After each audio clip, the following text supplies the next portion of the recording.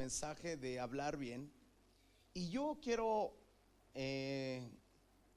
compartirles acerca de cómo saber hablar en medio de las tragedias.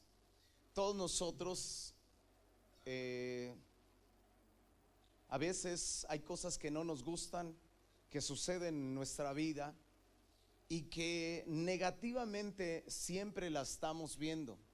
Vemos las cosas, hablamos negativamente, y tengo varios testimonios de cómo Dios ha operado. Seguramente en estos días usted ha experimentado algunas cosas de ver a Dios en su manera de hablar, y algunos de nosotros hemos estado corrigiendo.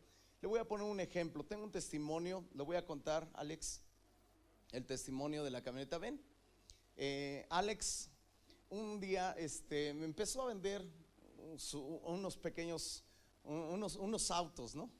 Y empezó a vender sus autos y empezó a venderlos, y le iba bien, y estaba vendiendo un carrito, después vendía otro carrito y vendía otro carrito, y de repente llegó con una camioneta que no me gustaba. Y yo alguna vez yo estuve dedicándome a la venta de autos, y yo sé algunos autos que no son muy valuados, o no nos gustan sus marcas comerciales, no son muy comerciales sus marcas, aunque quizá son buenos los autos, pero no son muy comerciales. Y entonces yo dije algo a Alex, y le dije, cuando vi esa camioneta, le dije: Alex, esa camioneta no la vas a vender, esa camioneta no la vas a vender, esa marca es muy corriente de camioneta, se devalúa mucho. Y yo le dije dos, tres cosas malas, y él dijo: sí la vendo, pa, sí la vendo, ¿verdad? Y pasaron meses, ¿y qué pasó? Bueno, pues la recibí, pasó esto que me dijo el pastor. Aclaro, hay cosas que se dicen, que no se dicen con mala intención, ¿verdad? El pastor no lo había dicho con ninguna mala intención. Pero bueno, pues no la vendía. Pasaron 6 meses y no la vendí. Ni una llamada, nadie me hablaba. Una persona me habló y me intentó timar, ¿no? Y gracias a Dios que no pasó nada. Pero de ahí fuera nadie me hablaba. Entonces, ahora que estamos hablando acerca de hablar bien, pues el pastor compartió acerca de esto, de lo que uno dice, cómo lo dice. Y pues yo dije, me acerqué con él y dije: Paz, pues mira, a mí no me gusta echarle la culpa a la gente de mis errores, pero no me quito de la cabeza estas palabras que dijiste aquella vez. Y pues ahora que estamos hablando de la lengua, pues vengo para ver si pues, las cancelas, las cancelas, y pues me puedes bendecir, ¿no? Y ya el pastor pues lo hizo, oró por mí, canceló esas palabras, y inmediatamente después bendijo mi vida, mi familia y el negocio, ¿no? La venta, ¿verdad?, de la camioneta. Entonces eso fue un martes en la noche. Entonces, horas después, el miércoles en la mañana, yo ya estaba haciendo el trato para vender la camioneta, y la entregué 2 días después. Entonces, pues yo creo que el poder de las palabras, el poder de lo que hablamos, tiene un efecto que a veces no nos damos cuenta, pero tiene un peso, y más cuando viene de parte de una autoridad. Así que pues ese es el testimonio.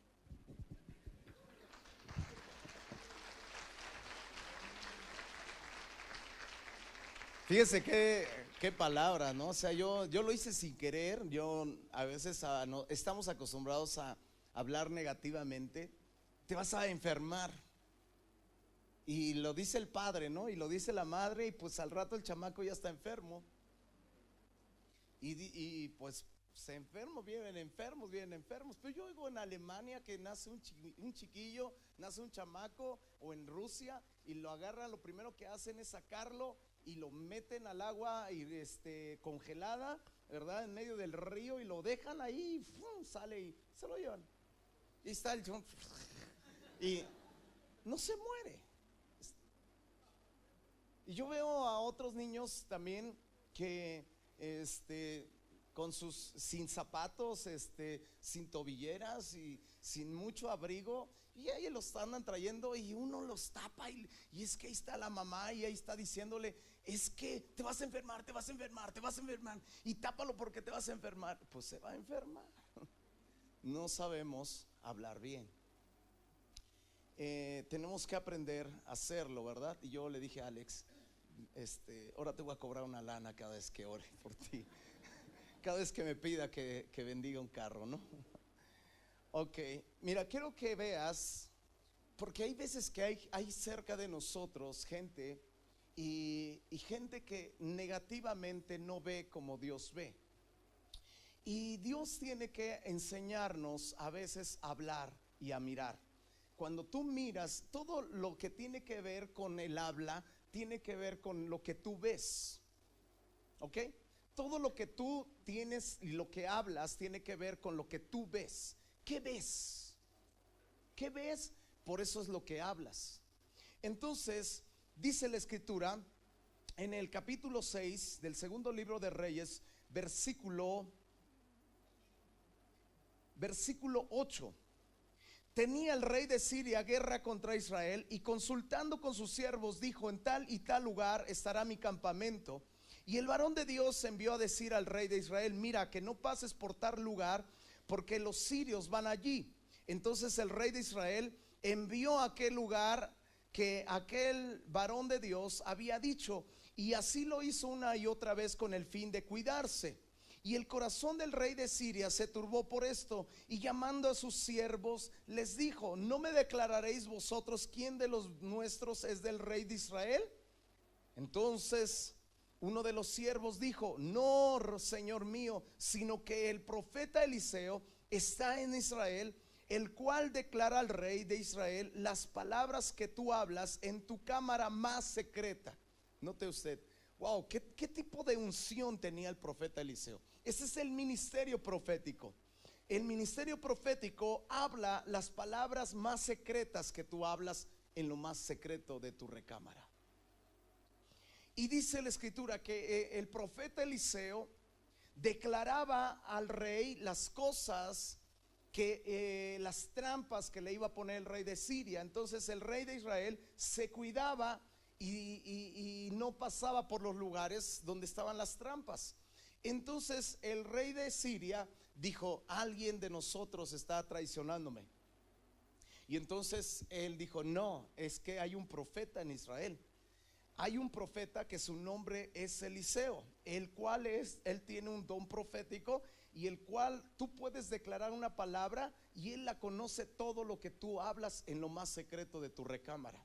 Y entonces dijo: entonces mira dónde está, para que yo envíe y prenderlo. Y le fue dicho: he aquí, él está en Dotán. Entonces envió, en verso 14, entonces envió allá gente de a caballo y carros de un gran ejército, los cuales vinieron de noche y sitiaron la ciudad. Y se levantó de mañana y salió el que servía al varón de Dios. He aquí el ejército que tenía sitiada la ciudad, con gente de a caballo y carros. Entonces su criado le dijo: ah, señor mío, ¿qué haremos? Y le dijo: no tengas miedo, porque más, diga conmigo, porque más son los que están con nosotros que los que están, ¿qué? ¿No le ha sonado similar esa palabra en el Nuevo Testamento? Fíjate lo que dice el verso 17. Y oró Eliseo y dijo: te ruego, oh Señor, que abras sus ojos. ¿Para qué? Entonces el Señor abrió los ojos del criado y miró. He aquí que el monte estaba lleno de gente de a caballo y de carros de fuego alrededor de Eliseo. ¿Qué era lo que hablaba el siervo que estaba junto a Eliseo? Aunque este siervo había visto todas las cosas que Eliseo había visto, y aunque era un discípulo, como muchos de nosotros somos discípulos y estamos aquí y leemos la misma Biblia, la misma palabra, y creemos en Jesús, no hablamos igual que Jesús, no vemos igual que Jesús. Y entonces Eliseo ve la gente, ve la misma gente, pero el profeta ve algo mucho más allá. Recordemos que él tenía una visión mucho más profunda y más clara de lo que es Dios, de la vida espiritual. El alumno no. El alumno solamente veía lo que estaba enfrente, él solamente veía el problema. ¿Sabe que uno de los problemas más fuertes que tiene la iglesia es solamente ver lo que tiene enfrente y no percibir la cruz? El no mirar. Pablo dice: puestos los ojos en Jesús, el autor y consumador de la fe. Que aunque yo creo que el libro de Hebreos fue escrito por el apóstol Pedro, por el apóstol Pablo, pero yo creo que ese versículo habla de que nuestros ojos deben de estar puestos en Jesús, no en las cosas que se ven, porque las cosas que se ven no, a veces no te dan la perspectiva correcta de lo que es real, de lo que es realmente real. Te voy a poner un ejemplo. Él solamente mira el ejército, solamente observa el ejército sirio. Pero cuando Eliseo le dice: Señor, yo te ruego que abras los ojos de este para que vea, entonces él ve alrededor todo el monte rodeado de gente, de ángeles alrededor de Eliseo. Wow. Eso es mirar de otra manera. Eso es mirar de otra manera. ¿Sabes? Cuando yo veo esos versículos, yo alcanzo a ver algunas cosas. ¿Por qué no vemos? ¿Por qué nuestra vista se cierra? Yo quiero que pongas tu mano en tu corazón y quiero que pedirle al Espíritu Santo que nos hable, que nos enseñe. Espíritu de Dios, quiero en este momento que puedas hablarnos a nuestro corazón. Reconocemos, Señor, y así como ese siervo, Señor, estamos aquí delante de ti. A veces, Señor, nosotros somos así. Muchas veces no alcanzamos a mirar lo que tenemos enfrente, porque solamente lo que vemos enfrente, eso es lo que perciben nuestros ojos, pero no vemos la grandeza de tu nombre, el cuidado de tu nombre y todas las cosas que tú has derramado para nosotros en protección, en salud, en alcance, en victoria, en provisión. Señor, yo te doy gracias, pero yo te doy gracias por todo lo que está provisto, pero que no lo hemos alcanzado a mirar. Yo quiero pedirte en este momento que abras los ojos de nuestros corazones y nos enseñes tu palabra, para que se abran los ojos del entendimiento en el nombre de Jesús. Amén. Pase conmigo a la primera carta de Corintios, capítulo 2. Quiero mostrarle que uno de los motivos por el cual muchas veces nosotros no tenemos y no percibimos las cosas que son del Espíritu. Capítulo 2, versículo 14. Hay una parte donde dice la escritura aquí, dice: pero el hombre natural no percibe las cosas que son del Espíritu de Dios. ¿Por qué no las percibe? Porque para él le son locura y no las puede entender, porque se han de discernir espiritualmente. Quiere decir que el hombre natural, el hombre cotidiano, el hombre carnal, mis ojos naturales no perciben las cosas que son del Espíritu. Yo le voy a decir algo. ¿Usted percibe a Dios aquí? ¿Dónde está? ¿Percibe a Dios en su casa, en su cartera? Cuando usted abre su cartera y usted ve el depósito que tiene ahí, cuando usted la abre y dice: ¿percibe a Dios? Alguien me comentaba y me decía que en una ocasión, hace unos días, me dio un testimonio acerca de que se aproximaba el pago de la colegiatura de su niña y no le alcanzaba el dinero para cubrir ese depósito, ese pago.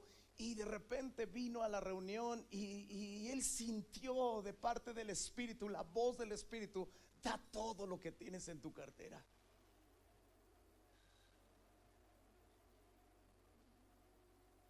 Y echar todo y ver que tienes un pago, yo te voy a decir algo, es espiritual. Cuando tú ves naturalmente, es naturalmente que no, que te resta. Pues esa persona dice, me contó que ella lo hizo y se atrevió a hacerlo y lo soltó y lo depositó en la ofrenda y dijo: Señor, yo te lo entrego. Y se fue. Al otro día dice que saliendo a un supermercado llegó a cierto lugar, o saliendo a un restaurante llegó a cierto lugar del estacionamiento, y dice, bajándose de su auto, dice, inmediatamente bajando del auto vi al otro lado en el estacionamiento, de un lado vi 3 billetes de 500 pesos que alcanzaban para cubrir todo lo de la colegiatura de mi niña. Absolutamente. Los billetes eran totalmente nuevos, como si hubieran salido de fábrica. No estaban doblados, no estaban hechos pedazos, estaban ahí tendidos para él cuando abrió la puerta. Muchas veces nosotros alcanzamos solamente a mirar lo que es natural. El hombre natural no percibe las cosas que son del Espíritu, porque le son locura. No las puede entender porque se han de discernir espiritualmente. Quiere decir que hay que discernir las cosas espiritual. ¿Por qué tengo estos enemigos enfrente? ¿Qué es lo que hay alrededor de mí? ¿Qué es lo que dice Dios acerca de mí? ¿Qué es lo que dice Dios acerca de mi provisión? ¿Qué es lo que dice Dios en su palabra acerca de mí? Yo lo tengo que discernir. Y no solamente actuar en lo que mis ojos ven. Porque cuando una madre ve al niño descobijado, ¿qué ve? Ve a un niño ya enfermo. Ve a un niño ya gripiento, ve a un niño lleno de tos, lleno, enfermo de su garganta. Por eso ella está diciendo, y no estoy diciendo que no sean precavidas, pero está diciendo, ese niño se va a enfermar. Ella está viendo acerca de lo que ella está hablando, de lo que ella ya vio.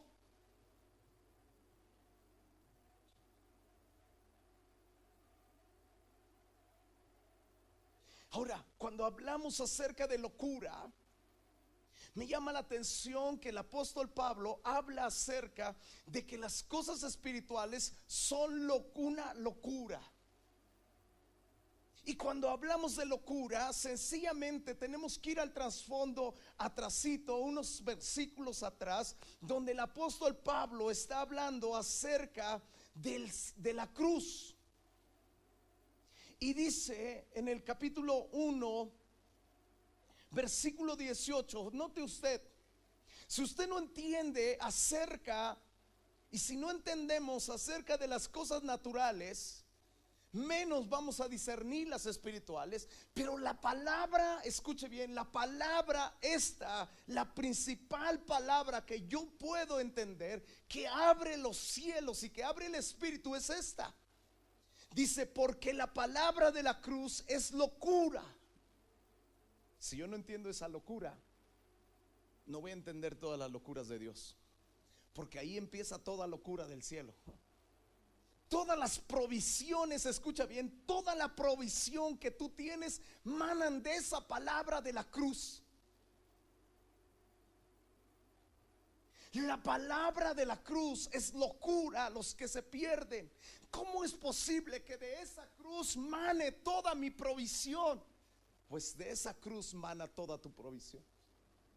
¿Cómo es posible que de esa cruz mane toda mi sanidad? Pues de esa cruz mana toda mi sanidad. ¿Cómo es que de esa cruz mane todo lo que yo necesito para triunfar en la vida? De esa cruz nace todo lo que tú necesitas para triunfar en la vida. De esa cruz nace tu victoria sobre la muerte. De esa cruz. Si no entendemos, ¿sabe por qué usted y yo hablamos naturalmente? Porque no entendemos la palabra de la cruz. Porque de la palabra de la cruz nace toda la provisión. Nace toda la sanidad, nace mi crecimiento material, nace la prosperidad de mi vida, la prosperidad de mi trabajo, nace de esa cruz. Y dice la escritura que la palabra de la cruz es locura. Es una locura a los que se pierden. Esto es a nosotros, pero a nosotros es poder de Dios. Y en el verso 21 dice: pues ya que en la sabiduría de Dios el mundo no conoció a Dios, mediante la sabiduría agradó a Dios salvar a los creyentes por la locura de la predicación. Qué increíble es la predicación, la locura de la predicación. Por eso cuando Jesús predicaba y que de repente escupía en la tierra y hacía lodo y se la untaba a una persona en los ojos, ¿verdad? Como a una de las muchachitas que aquí vimos, que se curó con sus ojos, aquí con lodo. Aquí ella testificó, aquí ella vio, aquí ella testificó después de una predicación y después de hacer lo mismo que Jesús hizo.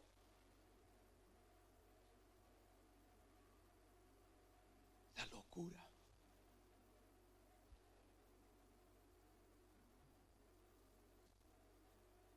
La locura de la predicación.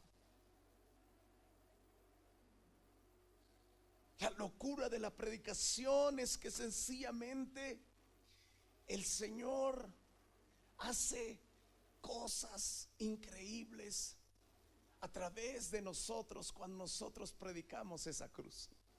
No hay nada, escucha bien, no hay nada más loco y más terrible que predicar acerca de la cruz de Cristo para el enemigo. A un lugar donde entres, no hay nada que cause un daño tan terrible a nuestro adversario que predicar acerca de la cruz. La palabra de la cruz ciertamente es locura, es una locura, es un tropezadero. Dice: pero nosotros que predicamos a Cristo. ¿Por qué? Porque los judíos piden señales, los griegos buscan sabiduría, pero nosotros predicamos a Cristo y a este crucificado. Para los judíos ciertamente tropezadero y para los gentiles locura, mas para los llamados así judíos como griegos, Cristo poder de Dios y sabiduría de Dios. Ahora, cuando yo veo ¿por qué cómo es que yo puedo entender esa cruz? ¿Por qué es tan difícil entender el mensaje de la cruz? ¿Por qué es tan difícil entender que mi salvación, que mi entendimiento, que mi prosperidad, que mi sanidad mana de esa cruz?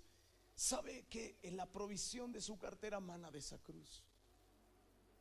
La sanidad de su cuerpo mana de esa cruz, de esas heridas. ¿Sabe que el perdón que usted tiene, usted puede obtenerlo a través de esa cruz? La eternidad, y vuelvo a repetirlo porque se tiene que quedar grabado en nuestro corazón, la eternidad de mi vida mana de esa cruz. Esa cruz, esa cruz, esa cruz, esa palabra, pero en sí esa palabra es difícil de entender. Quiero que vaya conmigo al libro de Efesios, porque ciertamente cuando se predicaba Jesús, los judíos pedían señales y se decía: ¿qué señales haces? acerca para que creamos que tú eres el Hijo de Dios.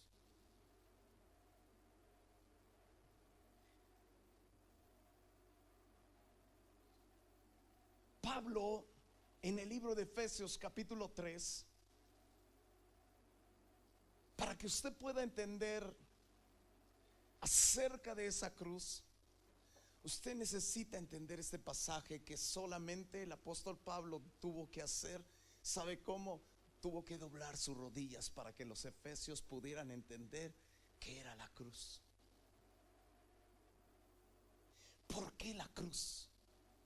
¿Por qué yo podría ser protegido por esa cruz? Ve conmigo, capítulo 3, versículo 14. El apóstol Pablo dice: por esta causa doblo mis rodillas ante el Dios y Padre de nuestro Señor Jesucristo, en quien toma nombre toda familia en los cielos y en la tierra. Diga conmigo: para que os dé, conforme a las riquezas de su gloria, el ser fortalecidos con poder en el hombre interior por su espíritu, para que habite Cristo por la fe en vuestros corazones, a fin de que arraigados y cimentados en amor, seáis plenamente capaces de comprender con todos los santos cuál es la anchura, la longitud, la profundidad y la altura, y de conocer el amor de Cristo que excede a todo conocimiento, para que seáis llenos de toda la plenitud de Dios. Cuando yo leo este pasaje, está hablando de la cruz. Dice el apóstol Pablo que él doblaba sus rodillas. Él doblaba sus rodillas por una sencilla razón: para que una iglesia completa pudiera entender cuál era el amor de Dios. El amor, dice, el amor de Dios que excede a todo conocimiento, pero que ese amor es tan ancho, es tan hondo, es tan profundo y es tan alto que no lo puedes entender. Y lo puedo ver en la cruz. El amor de Dios es tan alto. Cuando ves a Jesús, ve la cruz, es tan alto. Es una señal de altura, es una señal de anchura, es una señal de profundidad y es una señal de longitud. ¿No me entiendes? El centro de esa cruz es entender el amor que excede a todo conocimiento de un hombre plasmado y crucificado allí en mi lugar. Su nombre es Jesús.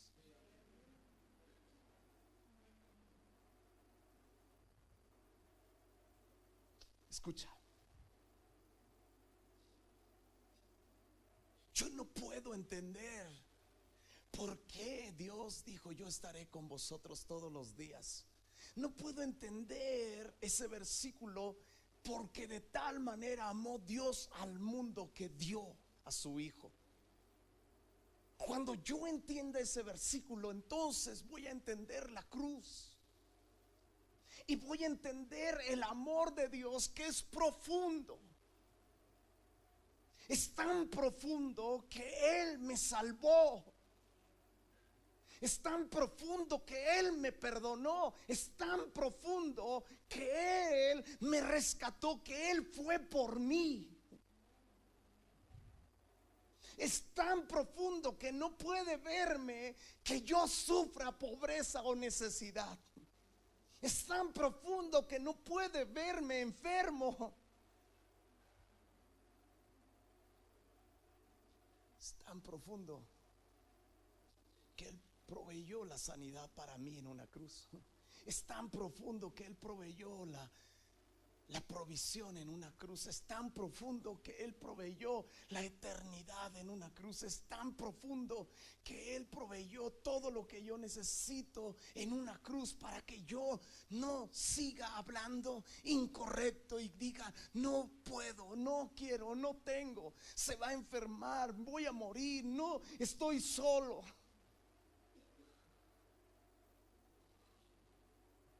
Es tan profundo.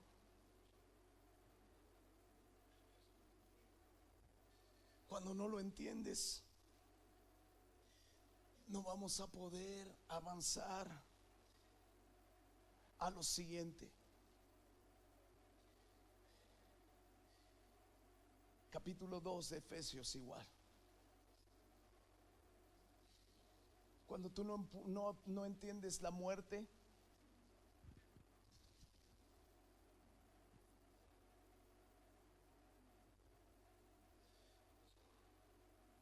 no vas a poder entender las cosas espirituales que siguen, menos la resurrección. Porque la muerte, la cruz, es solamente el inicio de algo. Es el inicio, dice la escritura en el capítulo 1, versículo 16. No ceso de dar gracias por vosotros, haciendo memoria en mis oraciones, para que Dios, dice, el Dios de nuestro Señor Jesucristo, el Padre de gloria, os dé espíritu de sabiduría y de revelación en el conocimiento de Él. ¿Qué dice? El versículo que sigue, el 18. Alumbrando los ojos del entendimiento, ¿para qué? Escucha bien, quiere decir que si yo no alcanzo a ver las cosas espirituales es porque hay una ceguera, hay tinieblas. Y Pablo dice que tenemos que alumbrar los ojos, que el Dios del cielo es el único que puede alumbrar los ojos de mi entendimiento. Por eso Eliseo le dijo: Señor, yo te pido que abra los ojos de este para que vea. Por eso Pablo le decía al Señor: abre los ojos a la iglesia para que la iglesia alcance a notar cuánto les amas.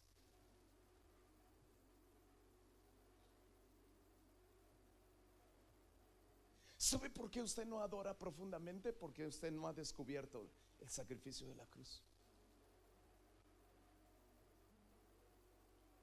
¿Sabe por qué? Una de las cosas, cuando yo veo a los muchachos cuando cantan un canto, no tienen una profundidad para adorar, porque no conocen quién es Jesús y quién murió por ellos.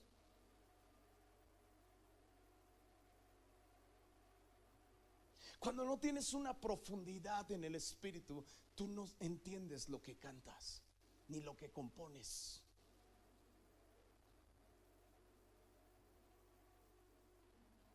Y se necesitan abrir los ojos.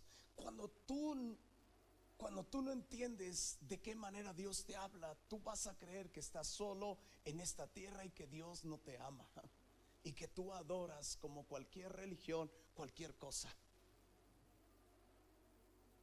a Dios.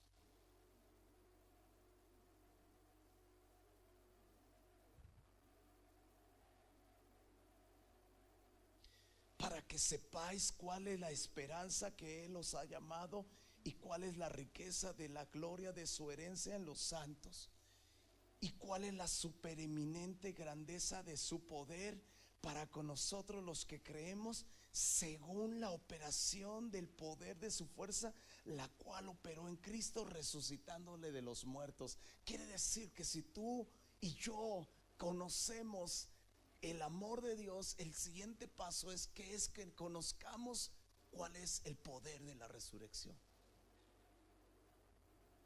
Te voy a poner un ejemplo.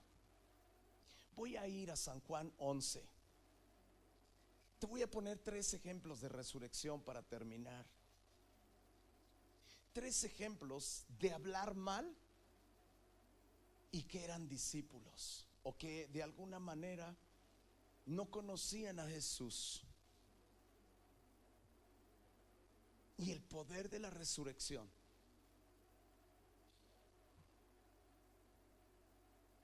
Capítulo 11,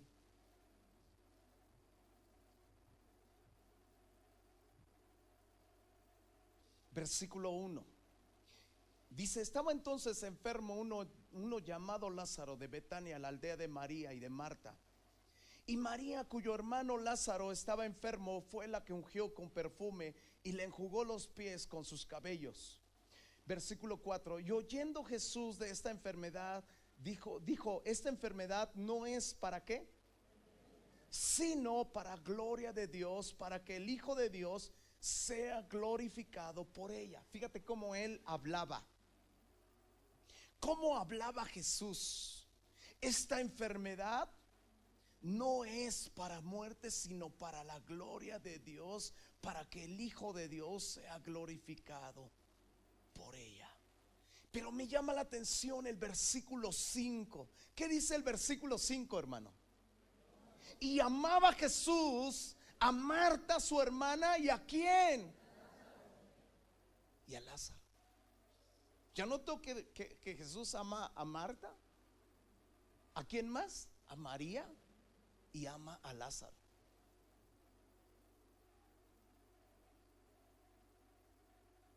Cuando él viene, el versículo, ya después de que había muerto Lázaro, versículo 21, dice: y Marta dijo a Jesús: Señor, si hubieras estado aquí, ¿qué dice?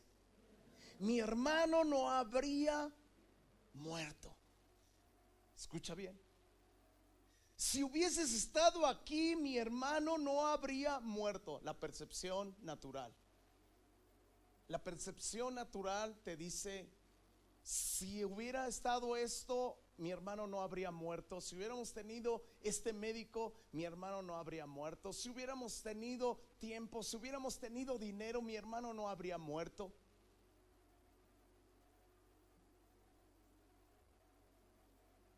Percepción natural. Si Dios estuviera conmigo, no me habría enfermado. Si Dios dice que Dios está conmigo, ¿por qué tengo este cáncer? ¿Por qué ha brotado esta enfermedad en mí? ¿Por qué me quedé sin trabajo? Percepción natural. Un hombre natural. ¿Sí me explico? Pero recordemos el versículo 5. Jesús amaba ¿a quién? A Marta. Amaba a su hermana y amaba ¿a quién? Nunca debemos de olvidar esto. Esté pasando o lo que esté pasando en mi vida, alguien me ama. Si entiendo el sacrificio de la cruz, entenderé el poder de lo que viene.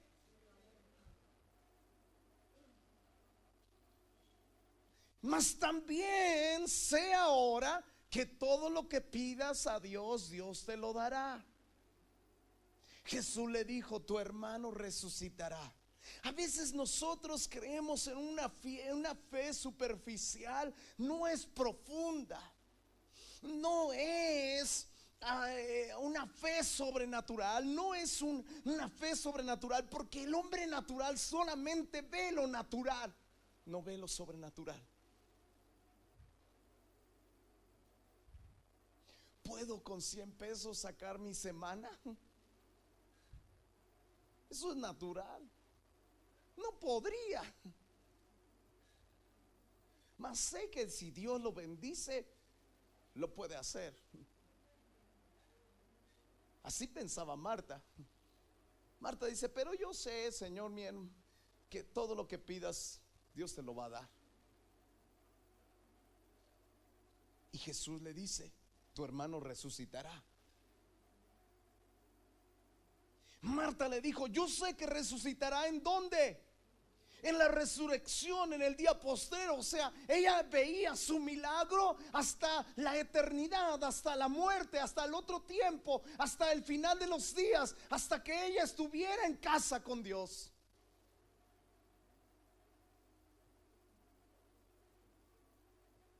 ¿Dónde es donde vemos dónde es donde ves tu provisión? ¿Dónde es tu milagro? Eso no es fe, eso es esperanza. La fe es para hoy. Jesús le está diciendo: tu hermano resucitará. Tu hermano resucitará. Una persona que cree en Jesús Solamente tiene que pensar y decir, o preguntar tal vez y decir. Para saber hablar con Dios hay que pensar como Él.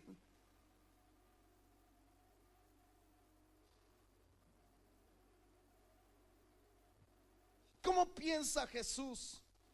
Yo soy, Marta, la resurrección y la vida. El que cree en mí, aunque esté muerto, vivirá.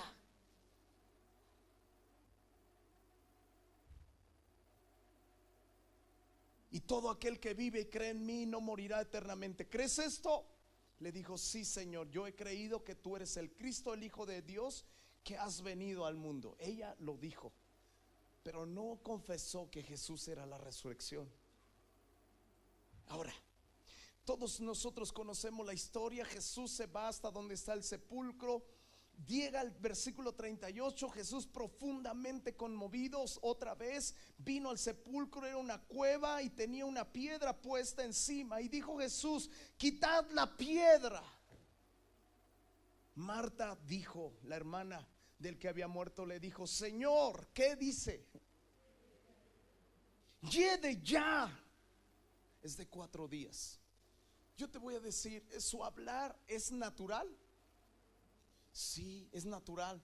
Porque es natural, que es verdaderamente, escucha bien, que es natural, no es una ofensa, es algo que es real. Natural es algo que es real.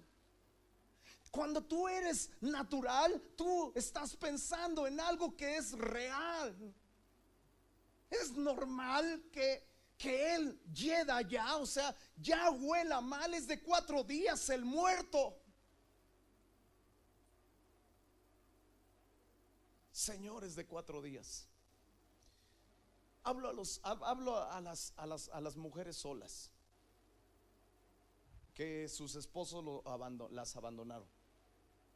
¿Qué piensas cuando oyes la palabra y lees la palabra en Mateo capítulo 19 y tú encuentras que todo lo que Dios une no lo separa el hombre? O sea, cuando Dios dice esa palabra, no lo separa el hombre, quiere decir que no hay hombre que pueda separar un matrimonio. ¿Cómo pensamos? Mi esposo nunca va a regresar a casa. Mi esposa nunca va a regresar a casa. Es de muchos años. Ya mi matrimonio está perdido.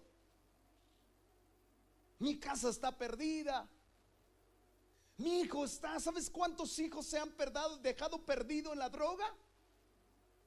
Gran cantidad. Porque los padres han abandonado la manera de hablar. La manera de hablar espiritualmente, porque sus ojos son naturales. Aunque vienen a la iglesia, hablan como Marta.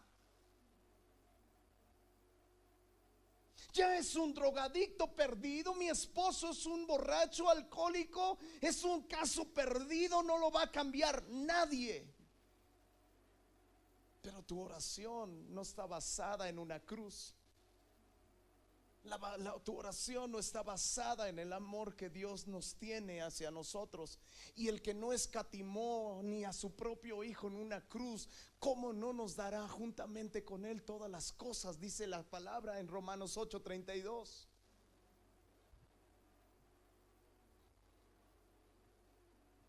El que no escatimó ni a su propio hijo, ¿cómo no te dará juntamente con él todas las cosas?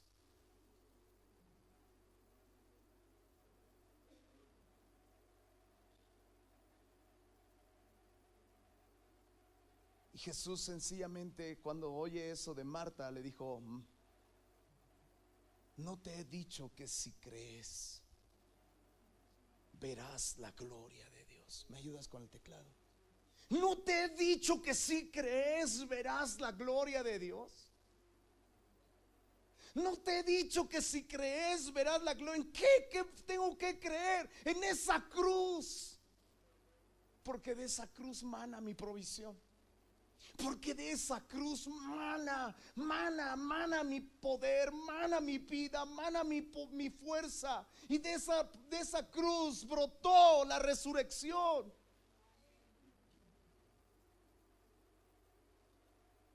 Si no entiendo la cruz, menos voy a entender el poder que opera después de la muerte de Jesús, que fue el poder de la resurrección.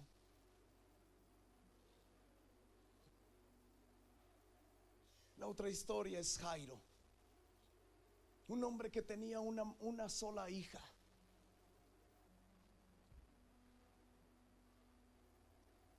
Una sola hija de 12 años aproximadamente, una hija única, la describe la Biblia. Y él va a Jesús, lo busca y le ruega, se postra de rodillas y le dice: Señor, mi hija está a punto de morir, por favor, yo te pido que vayas a mi casa, ores por ella y la sanes. Y Jesús decide ir y va en el camino, pero se atraviesa una mujer en el camino que toca su manto. Jesús se voltea entre medio de la multitud. Yo creo que Jairo se desespera y dice: no te pares, Señor, mi hija se agoniza. Jesús se detiene, nadie le puede decir nada. Jesús, ¿quién me ha tocado? La mujer se ve descubierta. La mujer le dice: yo fui. Empieza a narrar su testimonio, cómo fue. En lo que está el testimonio, y Jesús diciéndole, dando unas palabras a la mujer, viene un siervo de la casa de Jairo y le dice: Señor, ya no molestes al maestro. Lo oye Jesús: ya no molestes al maestro porque tu hija ha muerto. Él, ¿cómo se siente? Su fe se acabó.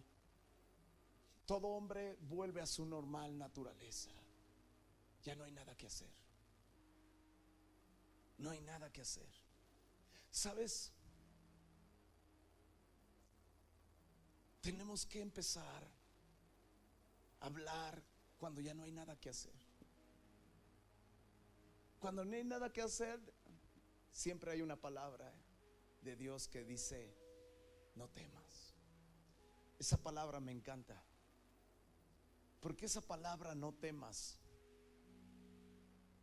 cuando tú te quedas tal vez sin trabajo, cuando no ha habido mucho trabajo en tu negocio y aún así tienes que hacer frente a muchas cosas, hay una palabra que nace de la boca de Jesús: no temas. Tan solo cree. Si no crees, no vas a hablar. Dice el apóstol Pablo: creí, por lo cual hablé. Cuando brota de tu boca la palabra creo en una cruz. Creo en ese hombre que murió en una cruz. Vivió como nadie ha vivido en la tierra, y murió como nadie en la tierra, y resucitó como nadie en la tierra. De ahí mana toda mi fuente de provisión, mi fuente de sanidad, mi fuente de vida eterna. Todo mi protección mana de esa poderosa cruz.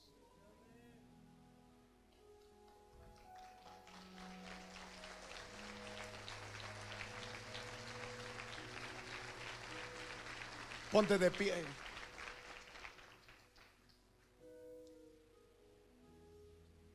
Ponte de pie. Yo no sé, no sé cuántas veces he hablado yo incorrectamente, no lo sé. Muchas veces. Muchas veces he sido como Marta, muchas veces me he desanimado como Jairo, muchas veces he perdido la esperanza. Pero todas las veces escucho la voz del Espíritu Santo que me dice: no temas, tan solo cree.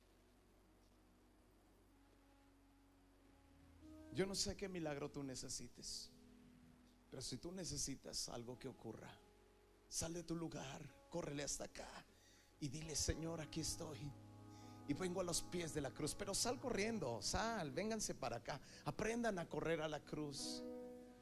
Aprendan y díganle: Señor, Mi vida nace de esa cruz. Mi fuente nace de esa cruz. Si tú vienes por primera vez, si hoy veniste por primera vez, y levanta tus manos, empiezan a decirle: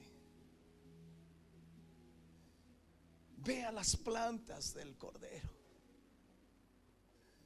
Dígale con todo su corazón: aquí estoy frente a esa cruz. Oh, gracias, Jesús. Gracias por esa cruz, Señor, por esta causa. Por esta causa doblo mis rodillas delante de Dios y delante de nuestro Señor Jesucristo, para que os dé, conforme a sus riquezas en gloria, el ser fortalecidos en el hombre interior,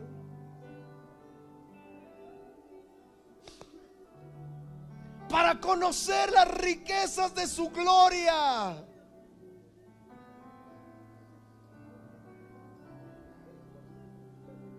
para que habite Cristo por la fe en vuestros corazones, a fin de que, arraigados y cimentados en amor, seáis plenamente capaces de comprender con todos los santos cuál es la anchura, la longitud y la altura, y de conocer el amor de Cristo,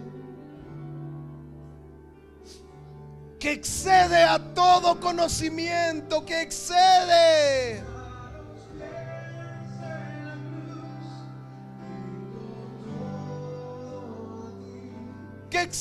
a todo conocimiento,